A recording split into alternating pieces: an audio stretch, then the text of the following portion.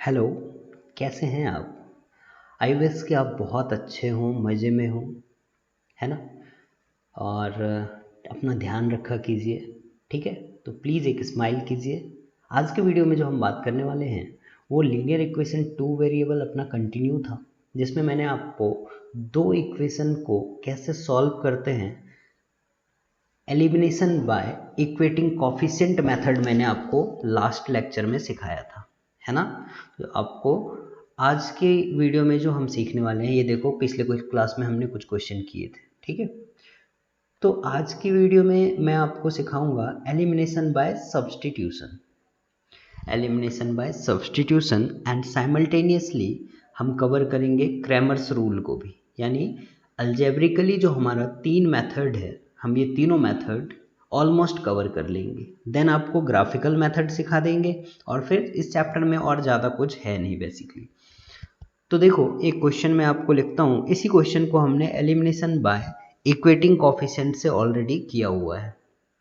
Question है 5x minus 3y equal to 8, equation number 1। देखना बेटा ध्यान से, बहुत आसान है, कुछ है नहीं एक्चुअल में इस टॉपिक में, तो आपको मैं बहुत आराम से ये सिखा दूंगा। 3x plus y equal to 2, ये इक्वेशन नंबर 2 है। ये सेम क्वेश्चन हमने, दिखाता हूँ मैं आपको, एलिमिनेशन बाय इक्वेटिंग कोफिशिएंट से किया था। ये देखो यही क्वेश्चन है ना, 5x minus 3y equal to 8, 3x plus y equal to 2, y की वैल्यू -1, x की वैल्यू 1 आई थी। x1 y -1 लिख लेता हूँ मैं यहाँ पे, x1 और y -1।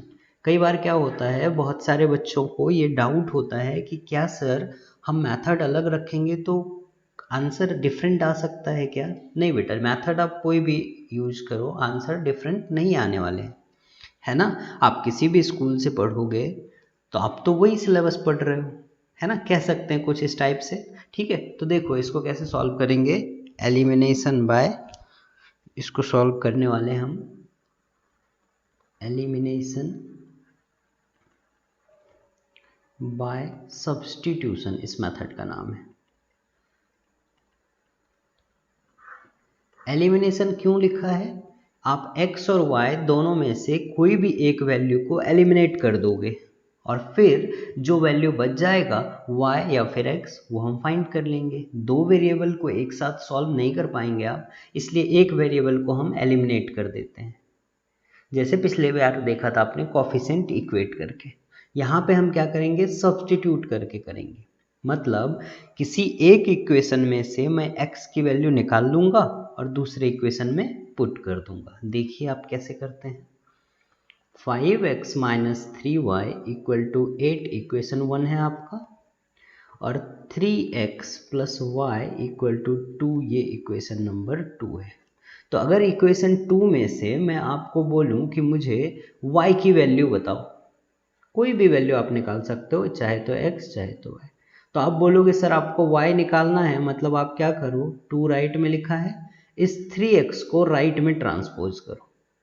क्या किया मैंने, y की वैल्यू फाइंड आउट करनी है, इसलिए 2 तो पहले से राइट में है, तो 2 एज इट इज छोड़ दिया हमने, 3x को राइट में ट्रांसपोज किया, तो 3x प्लस था लेफ्ट में, देखो यहाँ पे बेटा प्लस है, इसको मैंने राइट में कर दिया। तो प्लस इक्वल के जब दूसरी तरफ जाएगा तो ये कन्वर्ट हो जाएगा माइनस में, सो y इक्वल टू क्या हो गया, 2 माइनस 3x। अब आपके पास देखो y की वैल्यू है। अब इस वैल्यू को हम इस इक्वेशन में रख देंगे, तो मैं यहाँ पे लिखूंगा put value of y, put value of y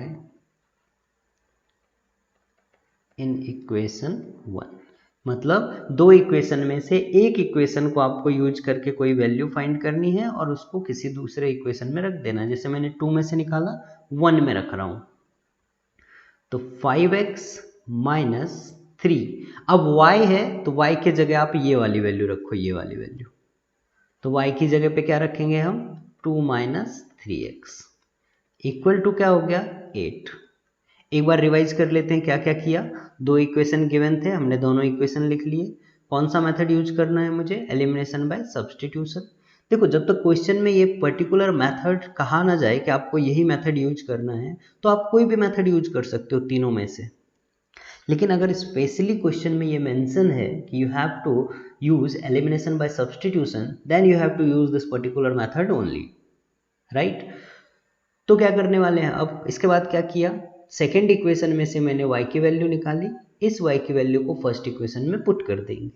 अगर आप फर्स्ट इक्वेशन में से वैल्यू निकालते हैं तो आपको सेकेंड में पुट करना है, राइट। चलो देखो 5x एज इट इज आ गया, माइनस ये 3 यहाँ मल्टीप्लाई हो गया, 3 2 ज़ा 6। अब ये 3 यहाँ भी तो मल्टीप्लाई होगा, तो देखो ये वाला माइनस और ये वाला माइनस, मतलब दो माइनस है ना, यहाँ पे दो माइनस है, एक तो ये वाला माइनस और एक ये वाला माइनस। तो जब आप मल्टीप्लाई करोगे -3 से इस -3 को, तो माइनस माइनस प्लस, 3 3 ज़ा 9x इक्वल टू 8। अब लाइक टर्म्स को आप ऐड कर लो, तो 5x plus 9x it will 14x minus 6 equal to 8। क्या हो गया, 14x minus 6 equal to 8। So 14x equal to -6 को जब आप राइट में ट्रांसपोज करोगे तो क्या होगा, +6। तो देखो 14x इक्वल टू क्या हो गया, 14। अब आपको x की वैल्यू फाइंड करनी है, तो राइट में 14 पहले से है, ये 14 यहाँ पे मल्टीप्लाई है। जब मल्टीप्लाई की चीज़ों को आप इक्वल के दूसरी तरफ ट्रांसपोज करते हो तो वो क्या हो जाता है, डिवाइड। जैसे प्लस से यहाँ पे माइनस से प्लस हो गया था, प्लस से माइनस हो जाता है, वैसे मल्टीप्लाई का क्या हो जाता है, ट्रांसपोज करने पे डिवाइड। सो 14 14 कैंसिल आउट, आंसर x की क्या मिल गया आपको, 1। ये देखो बेटा, कल हमने दूसरे मेथड से x का आंसर 1 निकाला था। एक बार फिर से रिवाइज करा देता हूँ मैं जल्दी से फटाफट, है ना, आपको समझ आ गया होगा वैसे, फिर भी एक बार देख लो जल्दी से कि सब्स्टिट्यूशन मेथड में हम क्या करते हैं, दो इक्वेशन में से किसी एक इक्वेशन का यूज करके x या y की वैल्यू निकाल लेते हैं, उसको दूसरे इक्वेशन में, जैसे सेकंड से निकाला तो फर्स्ट में पुट कर दिया, फर्स्ट में पुट करने के बाद इसको सिंप्लीफाई कर लिया तो x मिल गया। अब x की वैल्यू को आप कहीं भी रख दो, x की वैल्यू को किसी भी इक्वेशन में रखो, चाहे तो सेकंड में, चाहे तो फर्स्ट में, चाहे तो यहाँ रखो, कोई प्रॉब्लम नहीं है। इसको नाम पुट x इन इक्वेशन 2, तो क्या हो जाएगा, 3 इंटू एक्स की जगह पे 1 plus y equal to 2। So 3 plus y equal to 2, y equal to क्या हो जाएगा, देखो ये 2 पहले से राइट में है, 3 प्लस है, जब आप राइट में ट्रांसपोज करोगे तो it will minus, so y equal to क्या आ गया, -1। है ना आसान, बहुत आसान है। आई होप कि आपको समझ में आया होगा। एक क्वेश्चन और लेते हैं आपके एक्सरसाइज से और क्लियर हो जाएगा कि आपको समझ में आ गया है या नहीं आया है, जो भी है ना। आई होप कि आ रहा होगा समझ में, इतना ज़्यादा डिफिकल्ट तो ये है नहीं। एक क्वेश्चन लेते हैं, क्वेश्चन है आपके सामने, आप पहले ट्राई करना, वीडियो को पॉज करना और ट्राई करना। वेरिएबल कोई भी हो सकता है, मैंने आपको पहले ही सिखाया है। 3a प्लस 5b, जैसे xy था तो यहाँ पे a भी है, डरने की कोई ज़रूरत नहीं है। ये आपका इक्वेशन नंबर 1 हो गया। और दूसरा इक्वेशन है a plus 5b equal to 22, equation number 2। इस क्वेश्चन को ना बेटा अपन दोनों मेथड से सॉल्व करके देखेंगे कि क्या आता है। तो सबसे पहले देखो पुराने मेथड से करते हैं, elimination by equating coefficient method से, जो हमने प्रीवियस क्लास में किया था। प्रीवियस क्लास में हमने क्या किया था, देखो दोनों वेरिएबल, दोनों इक्वेशन को क्या करते हैं, हम ऐड कर देते हैं या सब्ट्रैक्ट करते हैं। तो यहाँ पे भी सेम, और वेरिएबल चेक करते हैं कि वेरिएबल का जो कोफिशिएंट है वो दोनों इक्वेशन में सेम है या नहीं। तो पहले चेक करेंगे, यहाँ पे आप चेक करो जरा कि a का कोफिशिएंट दोनों इक्वेशन में सेम है क्या, नहीं है। यहाँ पे देखो ना 3 है और यहाँ पे 1 है। b का कोफिशिएंट सेम है, तो b का कोफिशिएंट मुझे सेम दिख रहा है, यहाँ भी 5 और यहाँ भी 5। तो इन दोनों इक्वेशन को सब्ट्रैक्ट कर देंगे। ऐड क्यों नहीं किया, अगर यहाँ पे साइन अल्टरनेट होता ना, माइनस प्लस होता तो ऐड करते, पर साइन तो सेम है ना दोनों का, तो सब्ट्रैक्ट करेंगे। तो सब्ट्रैक्ट इक्वेशन 2 फ्रॉम 1, आप किसी को किसी से कर सकते हो, कोई प्रॉब्लम नहीं है। 2 से 1 को माइनस करेंगे, सब्ट्रैक्ट इक्वेशन 2 फ्रॉम 1, 1 से 2 को माइनस करेंगे तो पहले 1 लिख लेंगे, जिससे माइनस करते हैं उसको पहले लिखते हैं, जिसको माइनस करते हैं उसको बाद में लिखते हैं। तो a + 5b equal to 22। Minus करने के तरीके क्या है, माइनस करने के टाइम पे आपको साइन चेंज करना होता है। मतलब यहाँ पे a का कोफिशिएंट, a के आगे कुछ नहीं मतलब प्लस है तो मैं उसको माइनस कर दूंगा। 5b के आगे देखो यहाँ पे प्लस है तो उसको मैं माइनस कर दूंगा। 22 के आगे कुछ नहीं प्लस है मतलब माइनस कर दूंगा। साइन आपको चेंज करना होता है, अगर प्लस है तो माइनस करेंगे, माइनस है तो प्लस करेंगे। आ रहा है समझ में? ठीक है, समझ में आ रहा है बेटा तो लाइक का बटन दबा दो, और अगर कोई डाउट है तो आप कमेंट में मेंशन कर सकते हो। अब देखो ये 5b प्लस है, 5b माइनस है, cancel out. 3a minus a 2a equal to 26 minus 22 क्या हो जाएगा, 26 माइनस 2 22, 4 हो जाएगा। a इक्वल टू क्या आ गया देखो, 4/2 मतलब 2, तो यहाँ से a की वैल्यू मिल गई आपको 2। इस a को आप पुट कर दो किसी इक्वेशन में, put value of a equal to 2 in equation 1 या 2, जहाँ आपका मन करे, तो 1 में चलो डाल देते हैं। सो 3 इंटू ए की जगह पे 2, इक्वेशन 1 देखो ना आप क्या है, 3a + 5b इक्वल टू 26 है, तो a को पुट कर दो, a की जगह पे 2 डाला प्लस 5, b की जगह पे कुछ नहीं तो b को b ही रखेंगे इक्वल टू 26। अब आप देखो 3 2 जा 6 प्लस 5b इक्वल टू क्या हो गया 26। अब आपको b की वैल्यू चाहिए तो 6 को आप राइट में ट्रांसपोज करो। सो 5b इक्वल टू क्या हो गया 26, और ये 6 राइट में जाके प्लस है तो माइनस हो गया। सो 5b इक्वल टू क्या हो गया 20, b इक्वल टू क्या आ जाएगा 20/5, कैंसिल आउट करोगे तो b मिल गया आपका 4, है ना, b मिल गया आपका कितना 4। आ रहा है समझ में?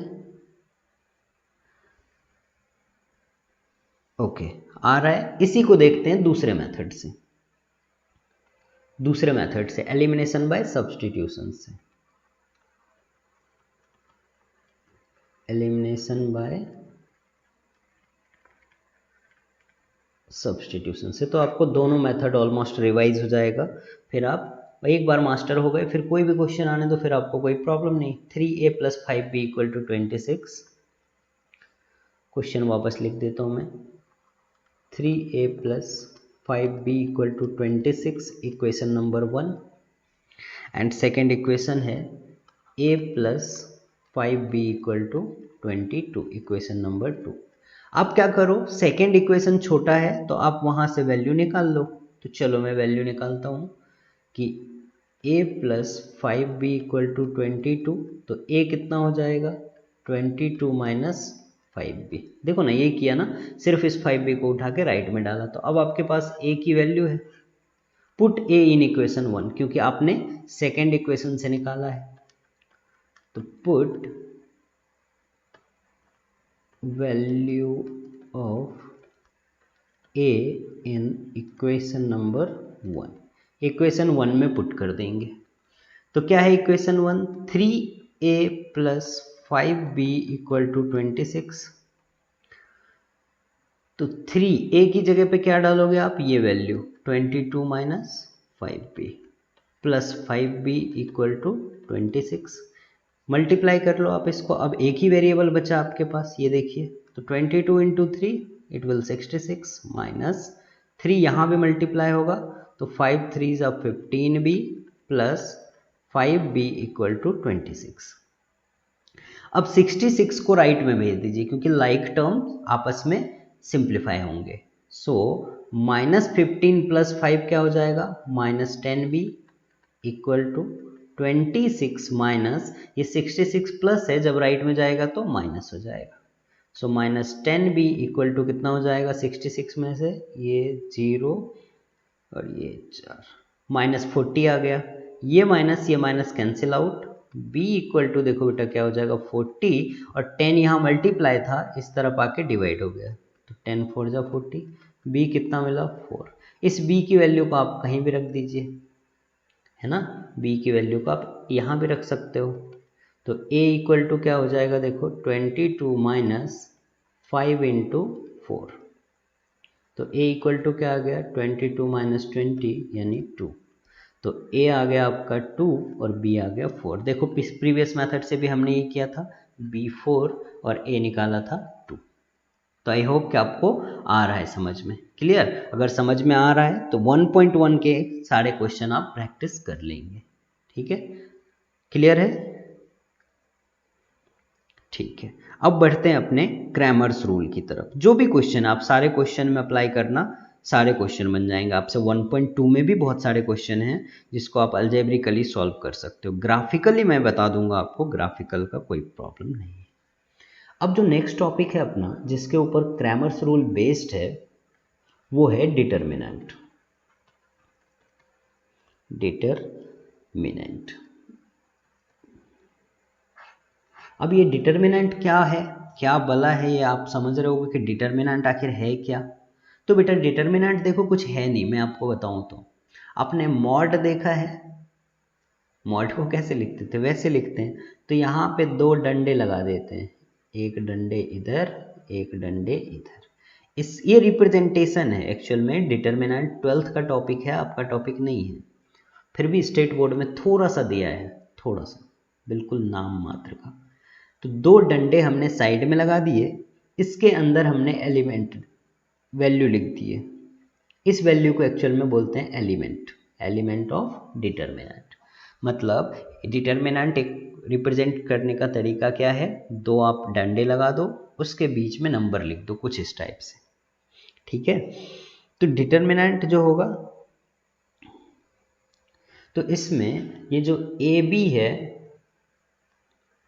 मैं ऐसे ही लिख देता हूँ, ये वाला इस तरफ का जो एरो है ये कहलाता है रो। तो ये हो गया रो 1, ये हो गया रो 2, ठीक है। विजुअलाइज करने से आपको ज़्यादा समझ आएगा। इस वाले को मतलब ये नीचे से ऊपर यानी AC जो दिख रहा है आपको, इसको बोलते हैं हम क्या, कॉलम। ये कॉलम 1 हो गया और ये वाला क्या हो गया, कॉलम 2। कॉलम 1 कॉलम 2, ठीक है, क्लियर है इतना। तो दो रो और दो कॉलम है यहाँ पे, तो डिग्री ऑफ डिटर्मिनेंट क्या हो जाएगा, डिग्री ऑफ डिटर्मिनेंट हो जाएगा 2। ये चीज ध्यान रखना बस। दो रो दो कॉलम है तो डिग्री कितनी हो गई 2। तीन रो तीन कॉलम है तो डिग्री कितनी हो जाएगी 3। क्लियर है इतना। आपको 2 का ही है, 3 का नहीं है आपके सिलेबस में, तो टेंशन मत लो। अब इस डिटर्मिनेंट की मुझे वैल्यू निकालनी है, इतना अगर आप समझ गए रिप्रेजेंटेशन। तो इस डिटर्मिनेंट की मुझे वैल्यू निकालनी है। तो वैल्यू निकालने का जो तरीका है वो मैं बताता हूँ आपको। वैल्यू ऑफ डिटर्मिनेंट, ये क्वेश्चन आता है 1 मार्क में। वैल्यू ऑफ डिटर्मिनेंट क्या होता है, a इंटू सी, इन दोनों को मल्टीप्लाई किया, a इंटू डी, माइनस इन दोनों को मल्टीप्लाई करना है b इंटू सी। आपको याद ये रखना है कि हमेशा हमेशा हमेशा पहले ये मल्टीप्लाई होगा, ये सेकेंड में ये होगा। इसको एक्चुअल में प्रिंसिपल डायगोनल बोलते हैं, पर वो आपके काम का नहीं है तो जाने दो उसको। अब बस ये ध्यान रखो कि पहले ए डी मल्टीप्लाई होगा, यानी ए के प्लेस पे जो भी नंबर होगा, डी के प्लेस पे जो भी नंबर होगा, पहले वो मल्टीप्लाई करेंगे, उसमें से माइनस कर देंगे इन दोनों के मल्टीप्लीकेशन को। एक क्वेश्चन लेता हूं मैं आपको, अब भी क्लियर हो जाएगा। जैसे एक डिटर्मिनेंट आपको गिवन है, उसकी वैल्यू है 5379, ठीक है, गिवन है। बोला है फाइंड वैल्यू ऑफ ए। आपको पता है वैल्यू ऑफ ए कैसे सिखाया है हमने, वैल्यू ऑफ ए आपको पता है कैसे सिखाया है। अरे तुम हर सर के स्टूडेंट हो यार, इतना तो तुम बता ही सकते हो कि वैल्यू ऑफ डिटर्मिनेंट कैसे सिखाया आपको। 9 इंटू 5, पहले ये मल्टीप्लाई करेंगे, 9 इंटू 5, बीच में लगाएंगे माइनस, फिर 7 इंटू 3, तो कितना हो गया देखो 45 माइनस 21, 45 माइनस 21, तो 45 माइनस 21 कितना हो गया ये? 24। 45 माइनस 21 24, यही हो गया आंसर, ये हो गया आपका आंसर। अब अगर आप सीख चुके हो तो एक आंसर और दो, क्वेश्चन एक और लिख रहा हूँ मैं। Determinant A equal to, for example दिया है आपके सामने -8 -3 2 और 4। जल्दी से बता दो, सारे अच्छे बच्चे, होशियार बच्चे, जल्दी बताओ। अरे यार तुम हर सर के स्टूडेंट हो, ऐसे मत करो। इन दोनों को कर दो मल्टीप्लाई, यही तो हमने सीखा है। तो -8 इंटू 4 क्या हो जाएगा? -32। बीच में फॉर्मूले का माइनस, बेटा यही ध्यान रखना, यही बच्चे गलत कर देते हैं। मैं एक स्टेप और लिख देता हूँ, -8 इंटू 4 -2 इंटू -3। कई बार बच्चे यहाँ माइनस छोड़ देते हैं, तो -8 इंटू 4 -32। ये तो फॉर्मूले का माइनस है, ये तो रहेगा, इसको कोई नहीं हटाएगा। -2 इंटू -3 इट विल -6। अब यहाँ पे थोड़ा सा आपको संभल के काम करना है, एक बार प्रैक्टिस हो गई तो फिर प्रॉब्लम नहीं। ये माइनस और ये माइनस क्या हो जाएगा? प्लस। सो -32 प्लस 6, कोई भी बता देगा अब कितना हो जाएगा आंसर?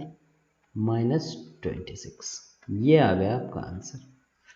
तो ऐसे सॉल्व करते हैं डिटर्मिनेंट को। क्लियर है? आई होप कि आपको समझ आ गया होगा।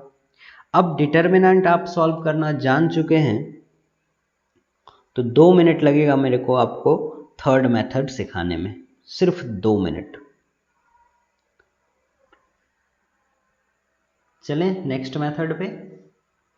ठीक है, अब प्रैक्टिस करना क्वेश्चन, और अगर कुछ डाउट हो तो आप कमेंट सेक्शन में कमेंट करना, कोई प्रॉब्लम नहीं है, हम 1 बाय 1 सॉल्व करेंगे। तो डिटर्मिनेंट के ऊपर जो एक मेथड बेस्ड है ना, उसको बोलते हैं डिटर्मिनेंट मेथड।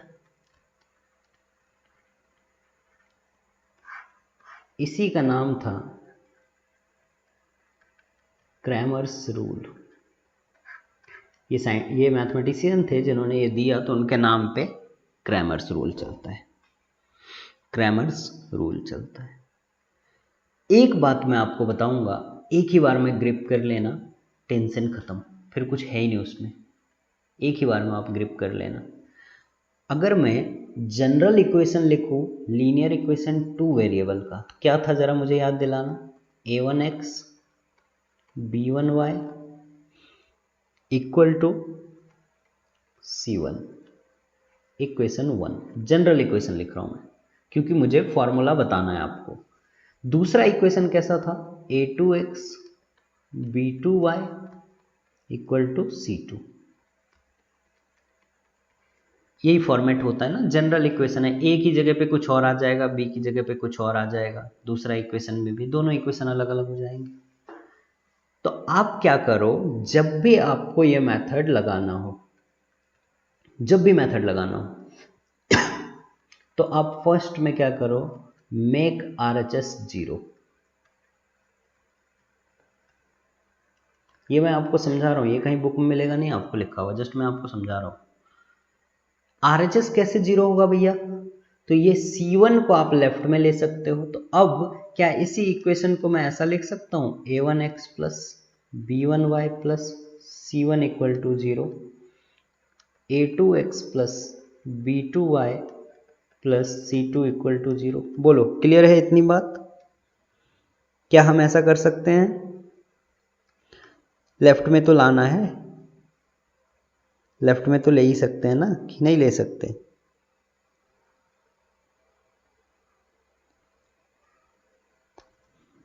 बोलो बस इतना कि ले सकते हैं कि नहीं ले सकते हैं।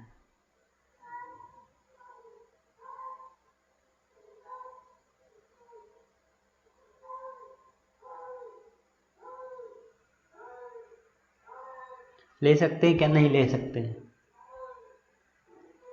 ले सकते हैं, ठीक है।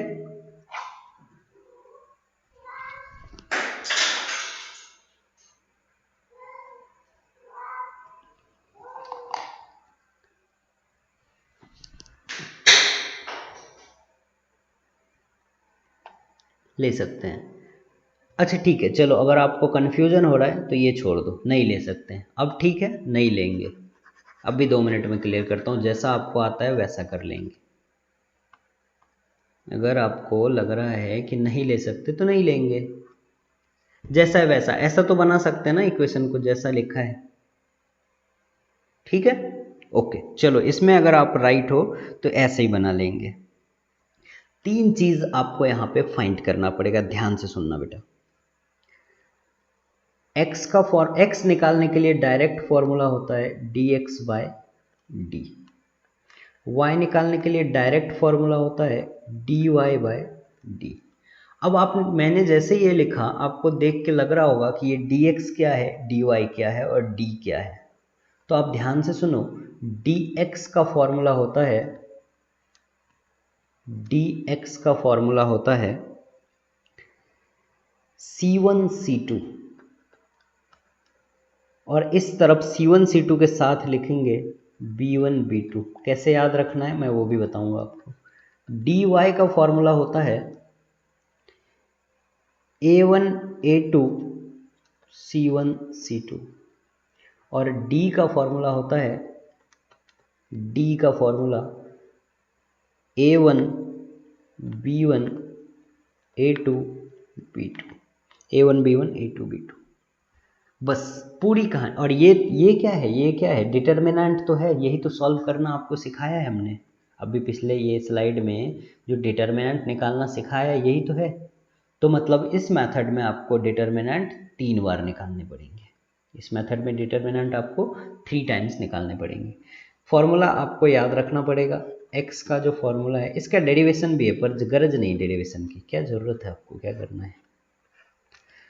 x का फॉर्मूला है dx/d, y का फॉर्मूला है, देखो याद कैसे करेंगे, x निकाल रहे हैं तो dx/d, जब y निकालेंगे तो dy/d।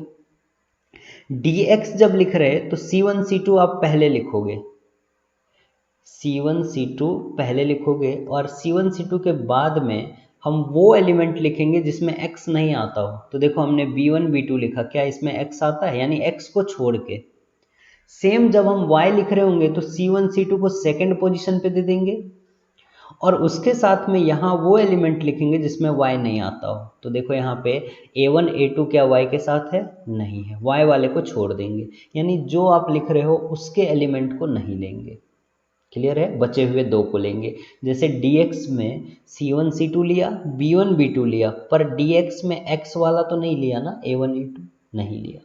सिमिलरली y वाले में A1 A2 लिया, C1 C2 लिया, पर B1 B2 नहीं लिया, y वाला छोड़ दिया। D वाले में A1 B1 दोनों लेंगे, C1 नहीं लेंगे। बस इतना याद रखना है आपको। और अभी पिछला क्वेश्चन जो था उसको मैं आपको इसी मेथड पे सॉल्व करके दिखाता हूँ, ये सेम क्वेश्चन। क्या है क्वेश्चन भाई, 3a + 5b = 26। 3a + 5b = 26, equation number 1। a + 5b = 22, a + 5b = 22, equation number 2। 2 equation है। अब यहाँ से आप a1 a2 सबसे पहले लिख लिया करो। a1 कितना है बताओ मुझे, 3, क्योंकि फर्स्ट इक्वेशन का a लिख रहे इसलिए a1 3। b1 कितना है, 5। c1 कितना है, 26। a2 कितना है, a2 a होगा या 1 होगा, a2 1 होगा। कॉफिशिएंट लिखते हैं ना अपन उसका, a2 क्या हो जाएगा, 1 हो जाएगा। b2 क्या हो जाएगा, 5।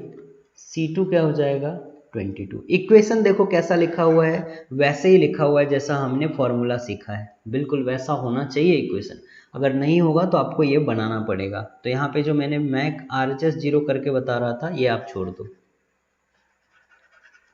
क्लियर है इतनी बात, ठीक है। अब लिख लिया, अब बस कुछ नहीं, फॉर्मूला dx क्या होगा भाई, C1 C2, देखो C1 C2 B1 B2, C1 C2 कितना है, 26 22, B1 B2 कितना है, 5 5। तो यहाँ से इसको निकाल लेते हैं, इन दोनों का मल्टीप्लाई होगा पहले, तो 26 × 5 कितना हो जाएगा,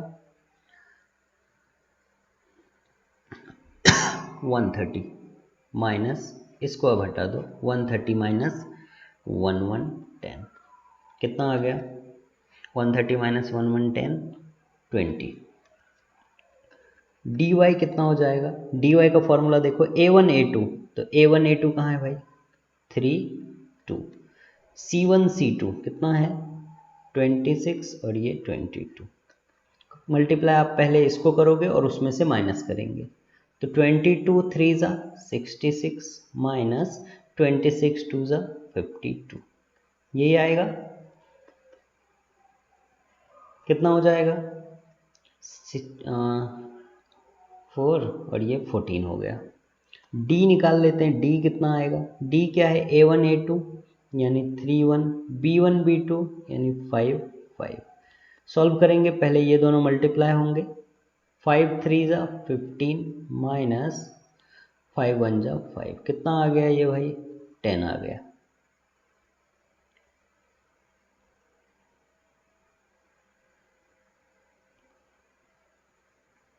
टेन आ गया। अभी क्या करेंगे, इस क्वेश्चन का आंसर कितना था अपना, एक सेकेंड, 4 और 2 था, ठीक है।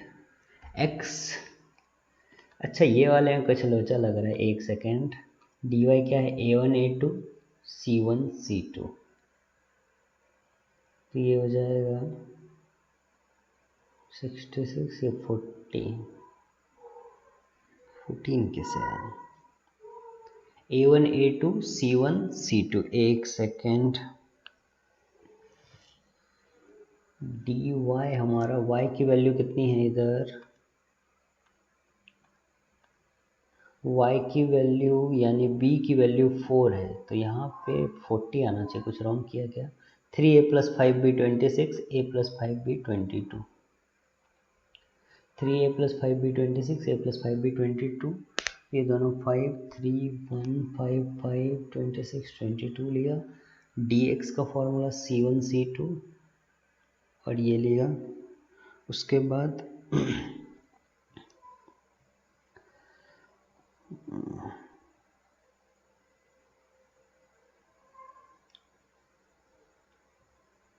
c1 c2 और एक सेकेंड,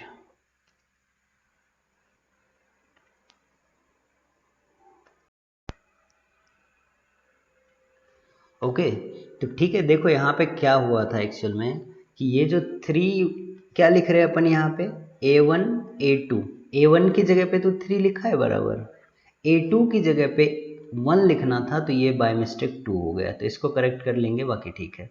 तो अब देखो क्या हो जाएगा ये, अब मैं इसको थोड़ा